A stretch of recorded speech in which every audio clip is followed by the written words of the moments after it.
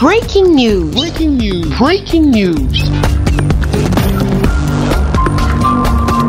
Cameroun, salon africain de la femme rurale, les exposants déçus par la non-présence des visiteurs. Merci de rester sur CNN. Breaking news. Breaking news. Du 13 au 18 novembre 2023, les femmes entrepreneurs des dirigeants du Cameroun, du Gabon, de la Centrafrique, de la diaspora entre autres, se sont réunies au Palais des Sports de Yaoundé pour exposer leur savoir-faire. Delphine Gouskro, directeur général de la Société de transformation des produits agroalimentaires qui vient de Maroua, dans la région de l'extrême nord, proposait des biscuits à la patate, du café de Kinkeliba, du risotto à la viande, du foléré et la liste est longue. Autre exposante, Géraldine Mekongo, venant de Douala, de la région du littoral, avait sur son étal du cacao sous toutes les formes. Brigitte Renaudin, présidente de la commission genre et jeune, conseillère aux investissements, vit entre le Cameroun et la France. Elle est membre du club DIASP. Le club DIASP Invest 237, c'est un dispositif mis sur pied par le gouvernement camerounais pour permettre à la diaspora de rentrer s'investir au pays.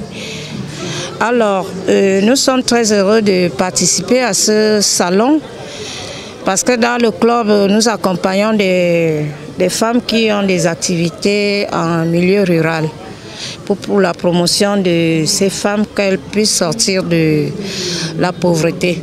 Donc, le club a un incubateur de ces femmes qui, au quotidien, doivent devenir entrepreneurs par leur métier. Pour cette première édition, nous avons pris le train en marche parce qu'on n'a pas assez été édité par la chose, ce qui fait que vous constatez qu'il n'y a pas assez de foule. Mais nous avons pu déjà accompagner cette dame qui représente un membre du club qui finance son entreprise. Donc elle fabrique des sacs, elle fait des savons, elle fait des produits, lait de toilette et tout. Et c'est un membre de la diaspora qui la soutient depuis les États-Unis. Dans ce salon, il y a aussi des hommes entrepreneurs. Ben Hamed Mahamat vient de l'extrême nord, dans le département du Mayo-Sava. Aujourd'hui, nous sommes là à Yaoundé pour une exposition et nous avons apporté l'huile. Que vous voyez, le litre est à 1500. Avant, nous vendons l'huile à 1700. Comme c'est une exposition, nous voulons entrer dans le marché. Donc, actuellement, nous vendons l'huile à 1500 francs. Et nous avons aussi les déchets que vous voyez ici.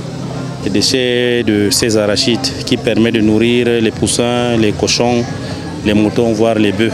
Et c'est vraiment très enrichissant. Un salon africain qui valorisait certes la culture, produits et vêtements traditionnels, mais malheureusement méconnu par bon nombre de Camerounais.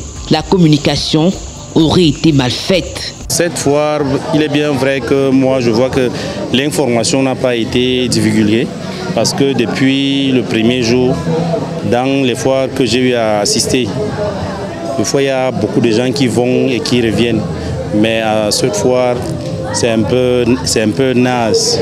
J'ai l'impression que c'est comme si l'information n'a pas été donnée à qui de droit. Donc s'il y avait eu de l'information était passée, beaucoup de gens seront là et allaient découvrir beaucoup de choses. Parce que du côté du sud, centre, il y a les Centrafricains, les Tchadiens, les Gabonais qui sont ici, ils ont apporté beaucoup de choses. Mais quand nous sommes assis à demain, nous pouvons faire peut-être 2 heures, 3 heures, personne ne vient. Des fois, vous voyez une personne, 2 personnes, bon, on se bat avec.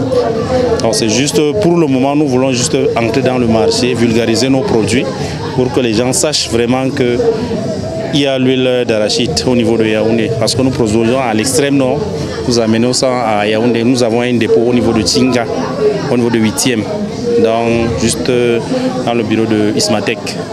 Donc ceux qui veulent vraiment l'huile d'arachide, Mora Pur, peuvent aller se ravitailler là-bas. Signalons que la première édition du Salon africain de la femme rurale était placée sous le haut patronage de la première dame du Cameroun, Chantal Biya, et avait pour thème la femme rurale, mamelle nourricière de l'Afrique. Comment capitaliser son savoir-faire pour en faire une meilleure productrice de richesse. Merci d'être sur CNN, la télévision autrement. Les programmes se poursuivent. Retrouvez toute l'actualité afro-mondiale en ligne et en multidiffusion sur CNN, C-Web Info et plateformes digitales, Facebook, YouTube, Instagram et en simultané sur Radio Voltage 2.